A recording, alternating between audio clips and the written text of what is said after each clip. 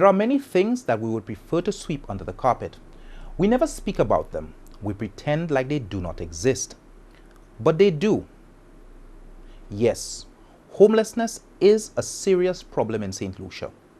Yes, we are living in a country where the government is benefiting from thousands of gambling addicts disguised as VLT players. Yes, homosexuality does exist. And yes, there are quite a number of fugitives who the police could not be bothered to apprehend. But one of the inconvenient truths which comes out after dark is the lives of so many Jean and Dinahs living in our society, and the Dicks and Johns who enjoy, exploit, and evade them when it suits them. Brace yourself for perhaps the most riveting interview I have ever conducted as we delve into the untold story of Jean and Dinah.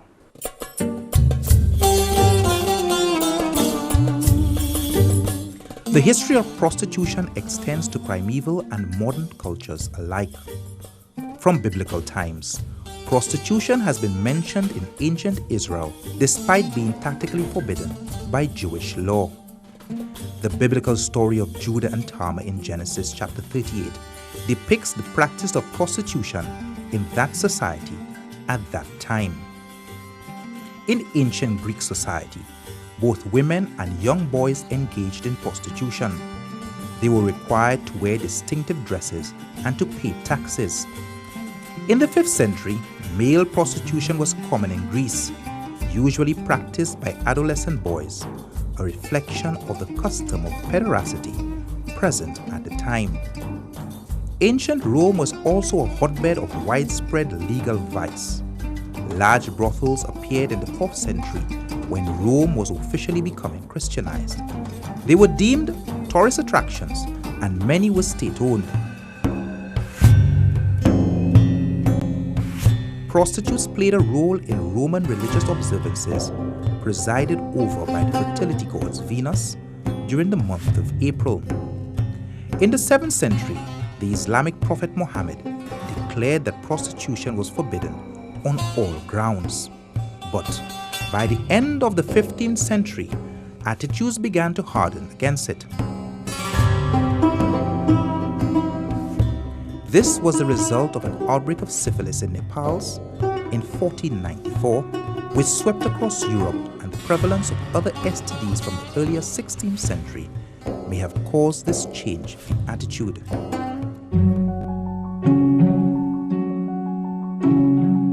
In the 19th century, legalized prostitution became a public controversy as France and England passed the Contagious Disease Act, legislation mandating pelvic examinations of suspected prostitutes.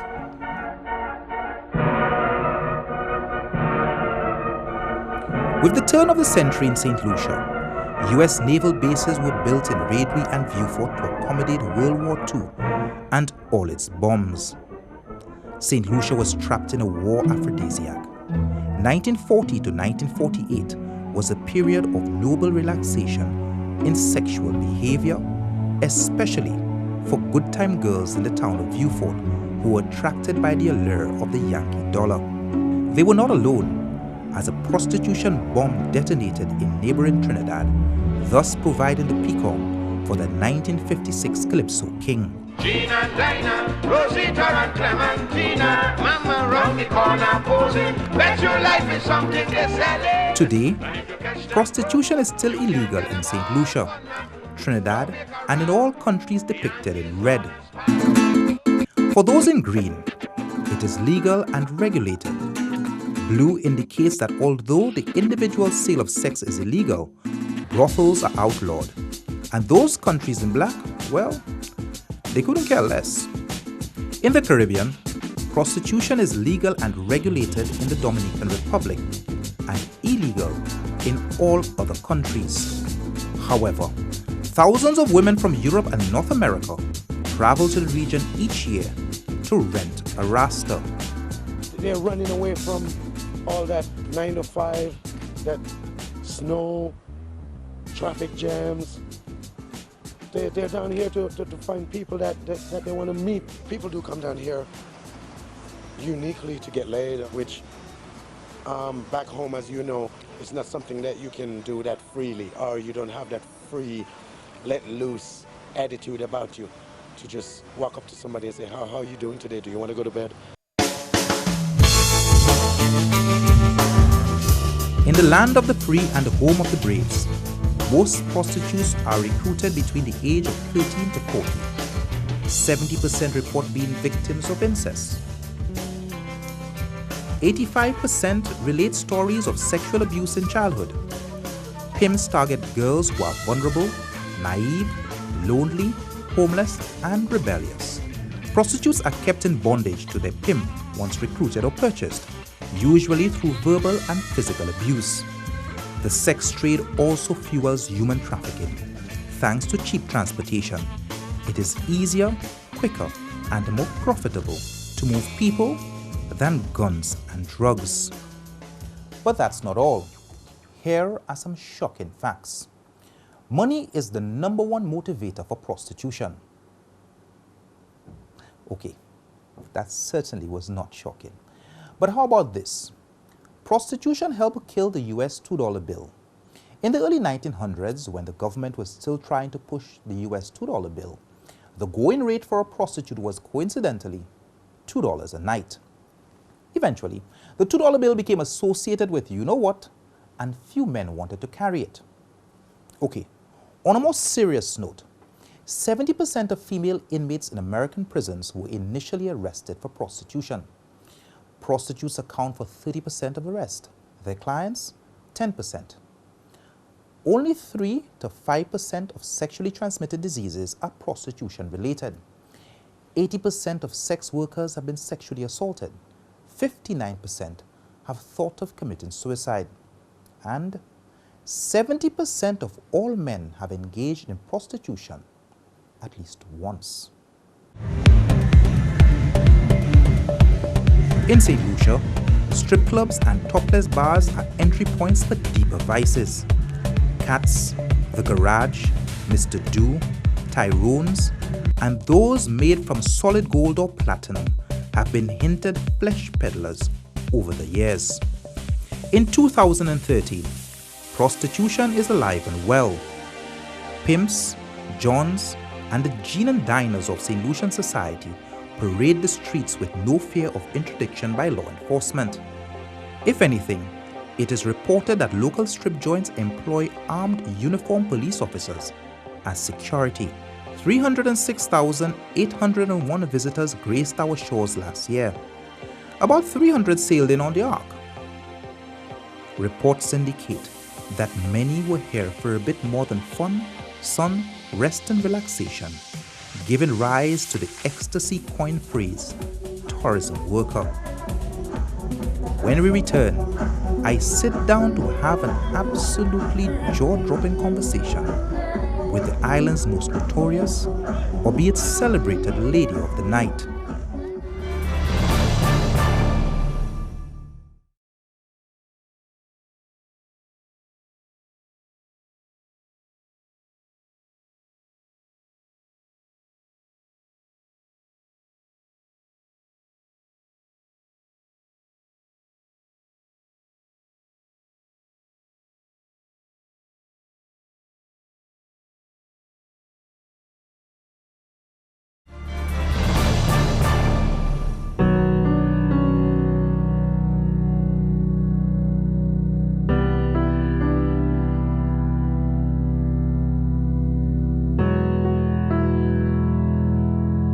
Under what circumstances did you end up in St Lucia? Well, it was an incident that happened with my brother that we had to travel up here. And then another circumstances which I would not say, very shameful circumstances, we migrated here. Tell me about your early upbringing. My mother in the whole have 11 children. Proud to say that she raised us up without a father in all circumstances. And I refer to her as my mom and my dad. On Father's Day, I would proudly give her a card. We grew up very poorly in a 2-bedroom house. She worked very hardly, planting her garden. I didn't know that life before, which one I know now. I grew up in a church, in the Christian Union Church, actually singing on the pulpit, wearing long clothes. I didn't know what it is to wear high heel. And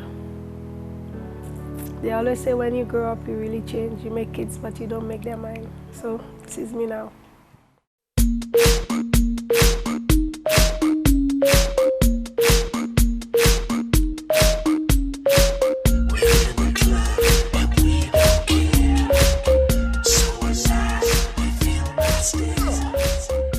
You were 16 years old and you arrived in St Lucia.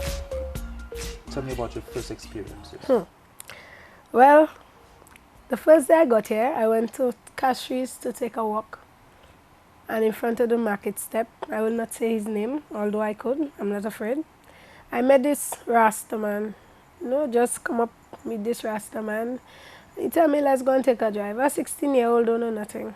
Went to his home, introduced me to sexual intercourse. And the next minute I know I wanted to leave, and he refused me to leave. He told me I'm not going anyway. I spent the night there. I didn't have a telephone. I asked him to call my mom. He told me no. At this time, my mom was in busy. This man never know what is stripping. I never know who is a stripper. I never know how to set my foot up on a pole. The first time I ever danced, proud to say, was on a rope. I was like a little monkey. When the people come to see me, they ask for the little monkey. At that time, they used to call me peckish. I tried to leave this man. Instead of making me leave,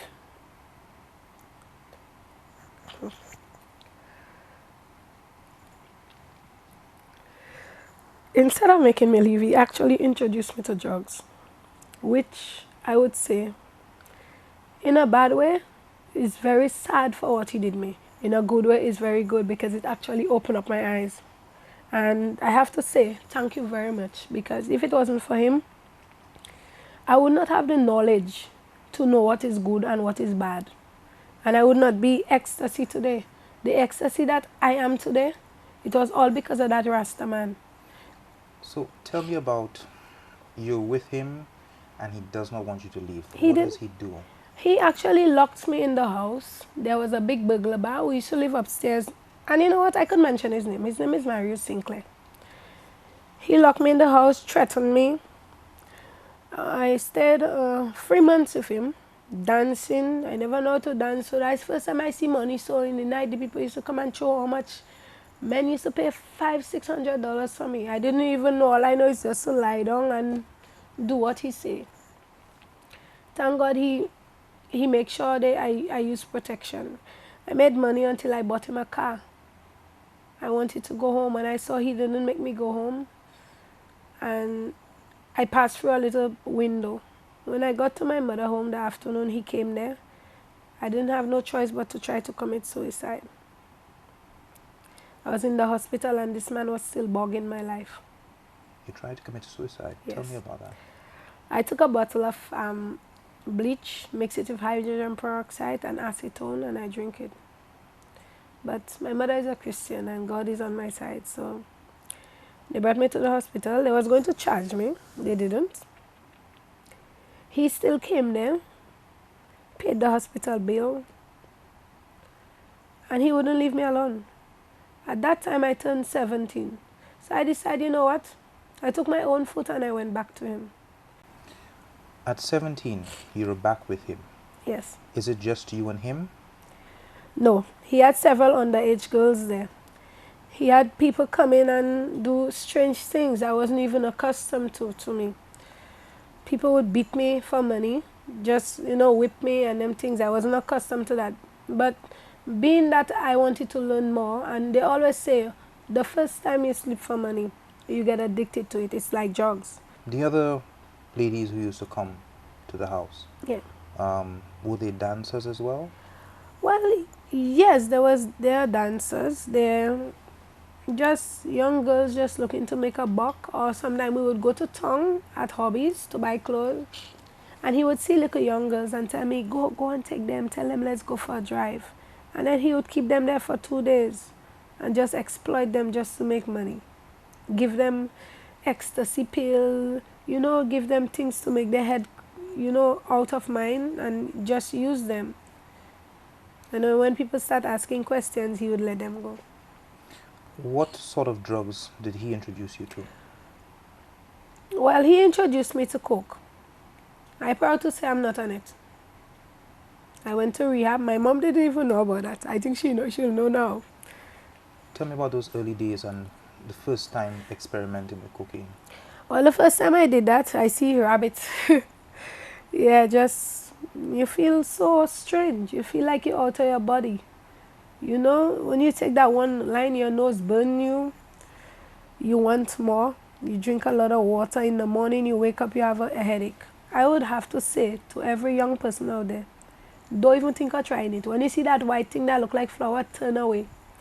Because it took me a year to really neglect that.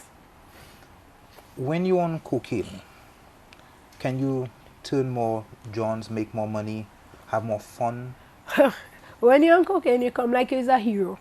When you take that one line, if I see you in a bar, my mentality is to get you. I will get you. Because this is what it makes you do. It makes you get more brave.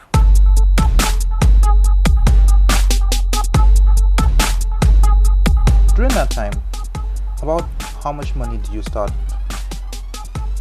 having sex for, and what would happen to the money? Well, my first business I made was $700. It came that he would take all, but then one of my big clients taught me that to hide. So what I used to do is that I used to be in the window peeping. I used to take the money and hide it on my person, and then after save, and then when I save enough, I ran away. So in all, I left him with at least $4 grand. When you started dancing, did you want to stop that and go back to school? Well, buddy, no. I didn't. I actually loved it. I got so obsessed with it. Every night I used to be in the strip club early. I used to be there early. When I ran away from him, I learned the tricks of being on the streets and upgrading my business. Yeah, you're selling by position, you know, them kind of thing. You're selling by where you do it. And No, tell me about that. Tell me about selling by position. I don't know about that. okay, well, actually, when a client pays for the position, nowadays you have the 630, 635, everybody know about it. So if I give you a 635 for 15 minutes, that's $250. Okay. Some of them, if they want it on the beach, you have to pay because that's dangerous, somebody could rob you. So it's like in all of our businesses for a white man, especially when they have the accuracy, one business has cost me around 400 US or euro. I don't really like EC. EC currency just finished too fast. I don't practice doing business with locals. So Do you have guys who ask you to go without protection? oh yes, but thankful to say, I am ecstasy. I consider myself as the ambassador of condoms. At my home right now, I have 7 boxes of protectors. Thanks to the HIV and AIDS Alliance. They supply me every week. They give me condoms galore. You know, we get everything. We also get our AIDS test for free. You know? Yeah. Tell me a little bit more about the cost of business. Okay. Well, you have a variety. Like we have naughty clients. I'm not advertising nothing at all, but if you guys, what we do is that I have clients who like to explore. You know, you want a woman and a man as a mister, you can pay a little grand too. You want me to, normally I have some of them like me pee in the bottles or in the glass and they drink that is a 2 grand. It's very expensive. I do charge that. Yes, I charge that. Because, you know, things is very hard right now, so. Excess you charge it? Yes, you're laughing, I charge that. It's because, okay, when I leave my home, do you see how beautiful I am? I mean, my hair is compliments Joe's, my clothes is so, you know, sexy. By the time I reach you there, I made an effort to reach you there, right? Plus, I make sure all my clients are so safe. And when I give it to them, they have to come back. So I have to charge my liquor VAT. I normally charge them from $300 upwards, including my drinks and things. So, Do you have a situation where guys do not want to pay after? well, you see, I always regret I never had a pimp. But I don't need no pimp. I know how to talk my way out of it. I had instances where guys try to choke me and they don't want to pay. So what I do, I always have the police number on speed dial. I know it's illegal, but you have to have like a backup and ting. So when I call them, we resolve. I had one instance where a man had to pay me $1,500 and he didn't want to pay it. And then at the end, he asked me to marry him. So they doesn't want to pay, but then, you know, they don't have no choice. Sometimes if they don't want to pay, I just leave the money alone.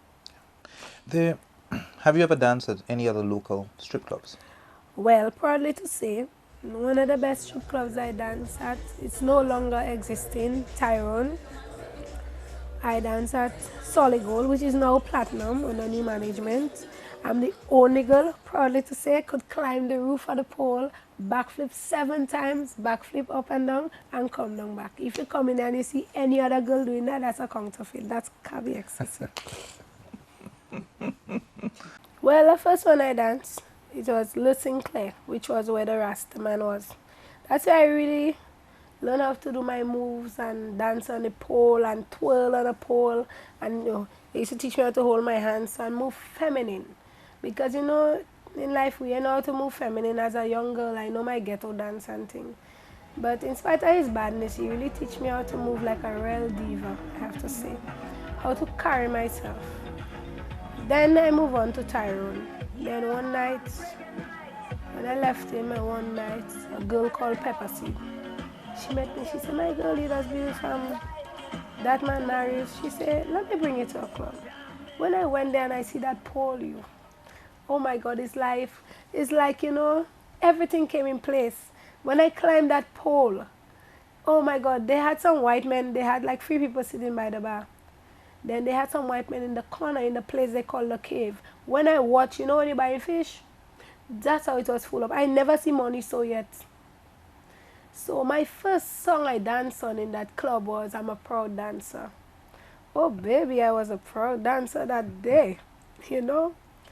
So I really enjoyed it. Then after, it was Michelle that was there. I started dancing there every night. I was up in that thing. I was all up in dirt. Then my first business I got was with, proud to say, one of a very very high class foreigner, Mick Jagger. I'm foreigners, oh yes. I did a business with him there. And then when I finished, he said, what's your name? I said, my name is Peckish. He said, baby, no.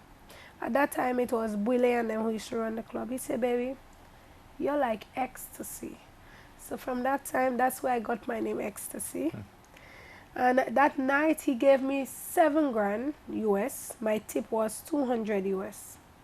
At that time, I didn't know money. So, you know, next day I blow that shopping and ting. And I started dancing a month after the boss of the club died. So I move on. They sent me to Totola and dance. And then people they actually buying me to stay longer in the club because, I mean, you don't see like a mezzo dancing like that. You don't see that often. I would actually stay on the pole and hang on the pole with one leg and actually walk up on the pole, whine and climb upside down on the pole. That was my advantage. I could actually put my 2 foot behind my neck and climb the pole. I mean, I have moves, you know. I have moves.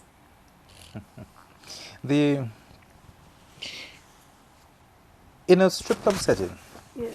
how does one get paid? Does the club pay the dancers? Well, no. I only got that treatment in England. But here, what they do, you pay a fee of $100 if you have to use the room for business. The setting, I will teach you a little because I know you want to learn. If you have to do business, it categorizes on what business you want to do. If you want a little blowjob, every girls have their different price. Now my blowjob is 150 EC, right? Out of this 150 EC, you'll always find them wanting.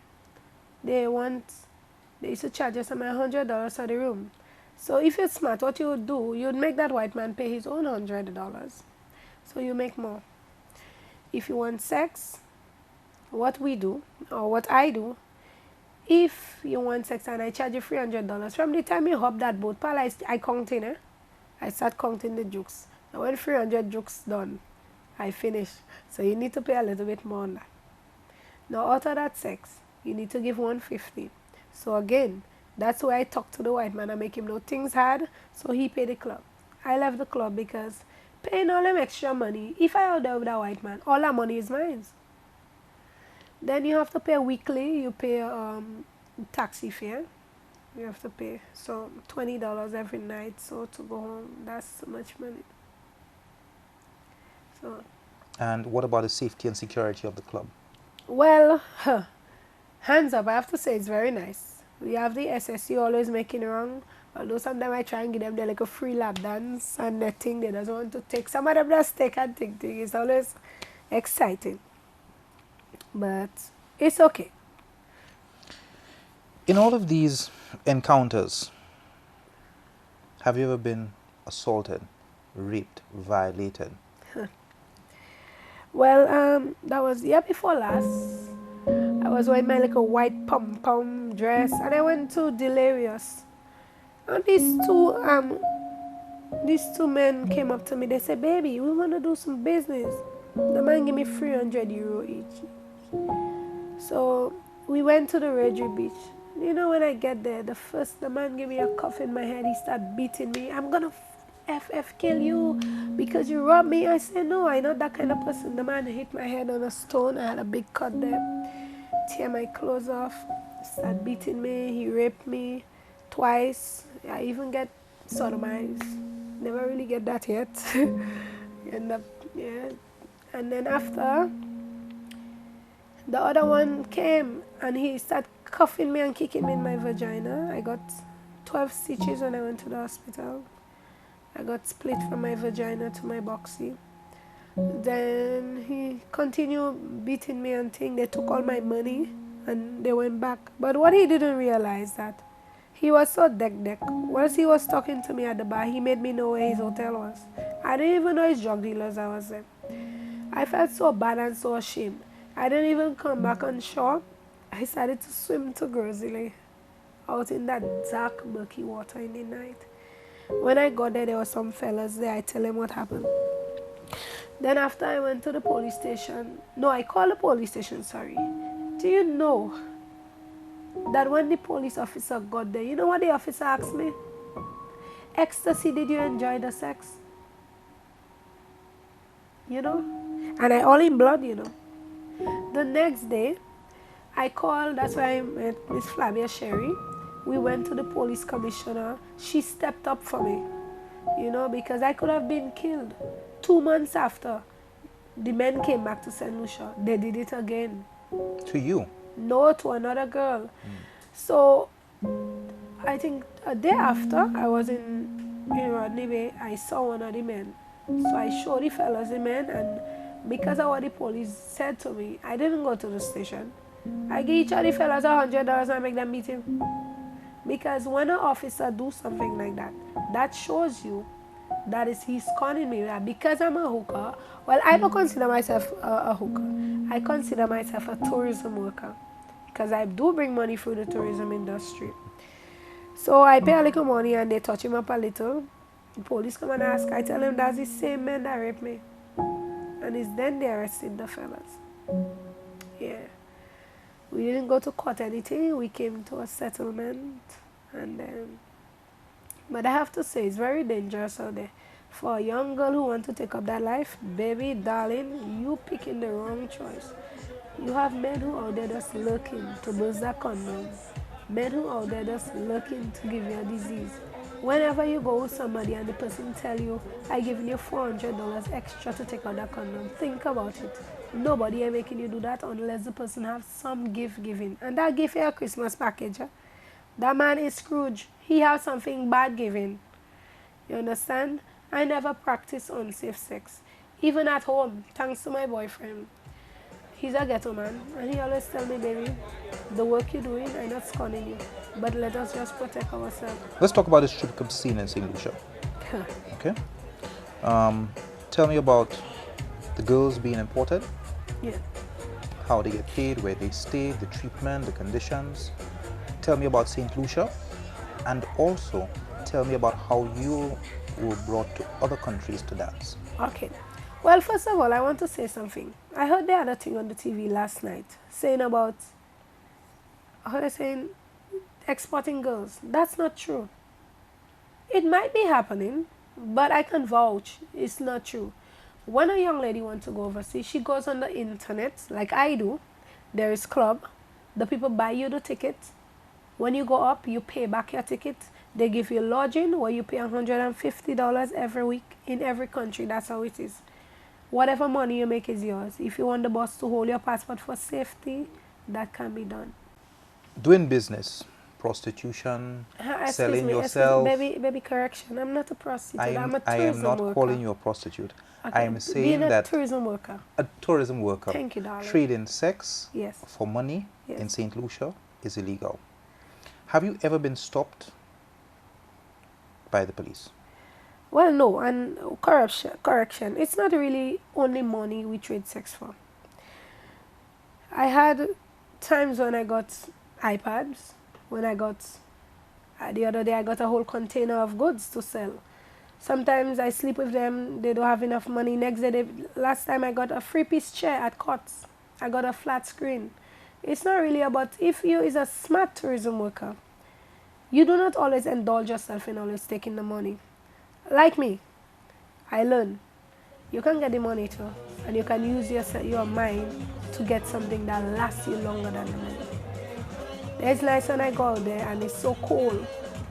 And the man tell me, baby, my bank card not working and this. I say, you know what? Let me go with you. Tomorrow morning, give me your ID card and your passport, I'll hold it. Tomorrow morning we'll go to Cots. Tomorrow morning we'll go to Super J, we'll go to, Mega J. And in the morning, we go. And I make sure I take what is worth my value of my time, And then, surprisingly, because I do that, you find that the clients come back or they refer me to other clients. Are there ever nights when you come out and you make no money? There's nights when I come out and I don't even make no money for my next breakfast. There's nights I have to walk back to Grozile. There's nights, sad to say, I have to go for my lowest 100 EC. And I'd only done that twice. I never gone for 100 EC yet, but there's nights I gone for it. And when I get there, I started the business and the man say, it's not fair. Tell me it's late already. Just sleep in the morning, I'll give you breakfast. And then when I wake up in the morning, I get a bonus, So. Do you ever give people credit? Oh, yes. I have my regular clients. In all, I have a total of 82 clients. My oldest is 69. And I give credit. I give also monthly business packages where you could pay at the month. And I give a credit maximum up to $600. If you know you're not going to pay, you don't do the credit because I'll come in your workplace for you. And when I come, I still making, thanks for doing business with me. Let us do it again. Last time I went for a man in his business place, he still come back for me 3 days ago. So, but I do give credit, man. You want credit? Oh, I know you're not on that. You're not on that. You're not on that. You have a happy home. Ecstasy, have you ever been in love?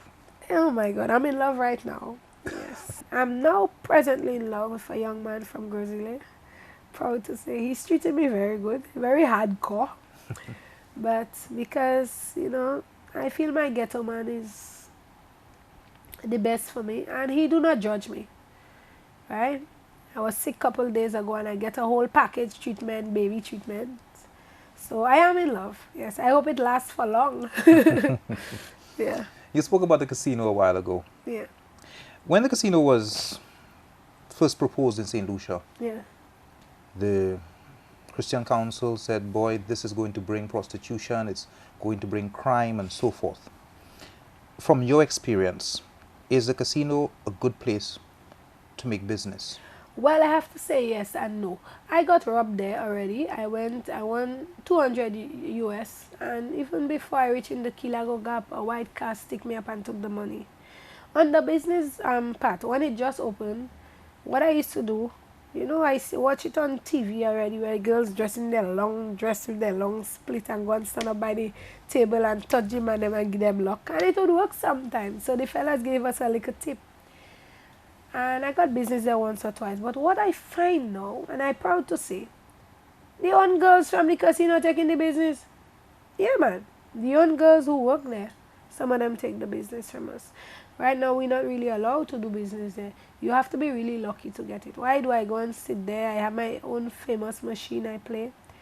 And the white men come up and talk to me. And then sometimes you get it. For New Year's, I got a proper package where the man buy all my drinks and then he went home with me.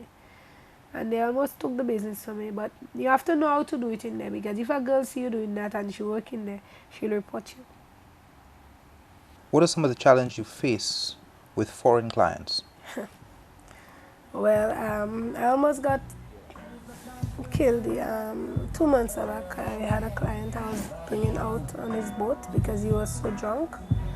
And he was saying, I heard him saying that, but I wasn't standing. He was like, you have to go, you're too pretty. Now in my mind, me myself, I don't know I do pretty already, in my own special way. And this man just fly on me. I was driving the dinky and he started choking me. Now I know my little Jackie Chan thing, because I pay for my little lesson. So, and this man just stiffened up on me and fall overboard. So I pulled him in back and brought him back on the thing. It's a good thing that security was there. Because I say, if he wasn't there, boy, that man would have killed me there. I had another incident where right now the man is in jail. Where a man trying to suffocate me again. I spent the whole night with him, so that's why these days I don't do whole night. Do your business and go at my home. I your wife, I stay in and love up with you. Have you ever been refused service in certain establishments? No, let me tell you something. I don't know what happened to the people them from thanks to Delirious, thanks to the Lime, thanks to Gravity. I am a celebrity in the island. You see, I come up in Delirious. Duncan always tell me you can stay around my place, but just respect yourself. I've never been refused service in nowhere. In fact, I actually even get discount. Because what I do when I have clients, I bring them in the high-end places like Big Chef, Chef Xavier, which is one of my favorite restaurants. Or my favorite time is on a Friday night when I go in the street party. I bring them to Golden Taste. I have my, the local people. When I bring them, they bring the white people to eat, they give me a discount on my meals. So I've never been refused anyway. The big question, do you think that prostitution should be legalized? Well, in my opinion, I have to say no. Reason is, if you legalize prostitution, it's just like right now where they want to legalize weed. What's going to happen? You're going to find a 6-year-old who try and do it. So therefore, you leave it how it is. I feel I have immunity to walk half naked in St Lucia, and I is a deportee. I have for so long, and what I do is so illegal. And the officers do not trouble me. They just tell me to don't rob anybody. When I see a problem I cannot handle, get out of there. So I would not want them to legalize and leave it like how it is. Every day we hear women speaking of independence and equality. Do you believe prostitution is defeating that? Let me tell you something. The Bible states that that's the oldest profession. Now, in my sense, I am one of the most independent women in the world because you know what? God gave me this. And if I could use this to eat a bread, what you say to that? When a woman says she's independent, you think it's going and teach somebody thing or going and beg somebody? It's about dressing up, going out there in the morning, waking up with a little money in your hands. You could put on a bank book and use that body of yours to build a house.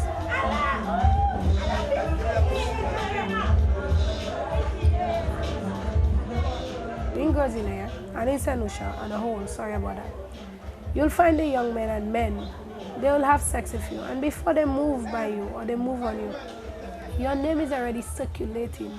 I get that already. I get that for nothing. So that is where they cannot talk to me. Because if you lie down on me, Mr. Deal, by the time you finish, that iPad and your wallet and your watch and your train is mine. So that's where I'm independent. That ain't gonna happen, Ecstasy. I know it won't, Mr. Deal. I'm just trying to reference.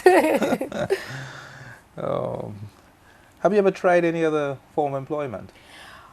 Well, if I tell you, at time my man they try and give me a job, and the day I did go for the interview, before I reach him, man was all up on that. So I tell him man hold his job. I just help my mother sell her little veggies and thing.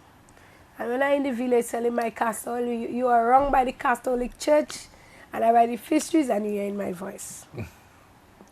I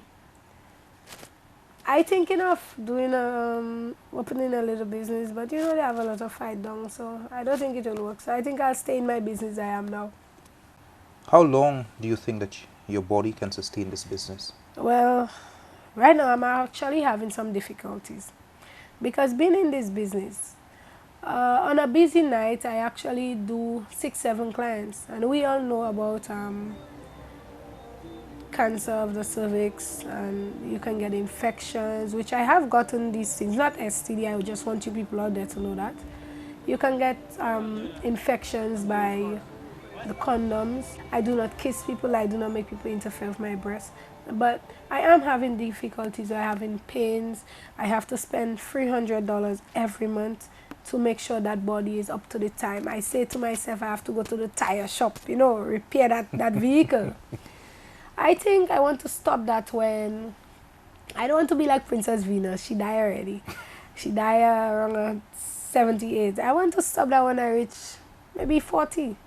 I have a little bank account that I want to sit back on a chair when I come a granny and have a little young boy, you know, pampering me. I don't want to stay so long in that thing, you know, because there was a time when I was going, even, that was last year, I tried to commit suicide again. Things were so hard. I didn't have nowhere to stay. I had a marriage contract. It's called a prostitution marriage contract. It was ended and I was really going through a hard time. I was on the streets. I put all my stuff by my mom and she didn't even know that. I used to be in the night, I used to go outside the house and cry. And you know I would hear her praying for me. So that gave me a motivation to get strong. So I just want to say to everybody out there, you see, without Christ, even if I do what I do, I am one of the biggest Christians you could ever find. You don't have to be a Christian to be going to church. Ecstasy, the Bible warns against women engaging in prostitution. Leviticus 19:29 states, "Do not degrade your daughter by making her a prostitute." Deuteronomy chapter 23 and verse 18 also states, "You must not bring the earnings of a female prostitute nor male prostitute into the house of the Lord your God to pay any vow, because the Lord your God detests them both. Therefore, do you think that you are going against Christian morals?" Well, the Bible says in these days and age you shall see uncertain things, strange things, things that have not been, you will not want to see. And maybe I'm wrong, but I know and I heard that the Bible say that Jesus' best friend was a prostitute. Am I not right? So who am I to judge what I do? I'm only trying to make a living. So you don't come out to play mass, and you're not afraid of hold on, Ecstasy. You don't know if my wife is out there watching me, and you just come and wind for me like this, right? Well, if your wife is there, she have to get a coach. I am the coach of the sexuality. So baby, learn, listen and watch. Baby, drop the thing now. You're afraid. Somebody say ecstasy. Ecstasy. Don't mind them, they're afraid in secret and they're afraid in now. Ecstasy is in the building. And turbulence is getting hotter. When you home in the day, your kids in school, how's he home? Wear little heels and a lingerie. Some of the wife thinks because I got married to this man for 4 years, I have to be a granny at my home. Baby, that's why the man going on. The man need you to turn up the speed. So what I do, I have some clients now that I teach them some little move, you know what I mean, like a 6:30 and 6:35, and you know how to move it. It's not every time you want to lie down on your back for your husband. Light some candles, spread some rose on the bed, You know, sometimes you're telling baby, let's go on the beach. A husband doesn't want one thing. That's why they come to me. Sometimes your husband is shy. You is the one who have to open up and say, baby, what's your sexuality? What do you want me to do for you tonight? Or if you can't do it, go and drink 2 shots of rum and come back. It open up your mind more. Why did you agree to do this interview? Well, proudly to say, I agreed to do this interview because I have a story to bring out. I wish we could go another 4 hours again because I have a lot of things to teach you. Thank you very much for inviting me to your show. And I learn a lot. And I hope that every young girl, and not even young girls, only wives out there, and even young men out there who sees this show when you bring it out, I hope that they learn something. I agreed to do this show to teach people that not because I'm a prostitute, as they say, which I disagree, I'm a tourism worker, that I am somebody. I'm an individual. If you see me in town and you want some condoms, my bag always full. If you're out there on the streets, don't make nobody take you for granted, baby. Anybody tell you you're a hoe, you're a nasty, you're a this, they don't have that in this world again. You're a hustler. Or as I say, a tourism worker. You understand? And again, Mr. Dale, I just want to say thank you. That's a good birthday gift you give me. My birthday is on Tuesday. Thank you very much. The fool has never been told.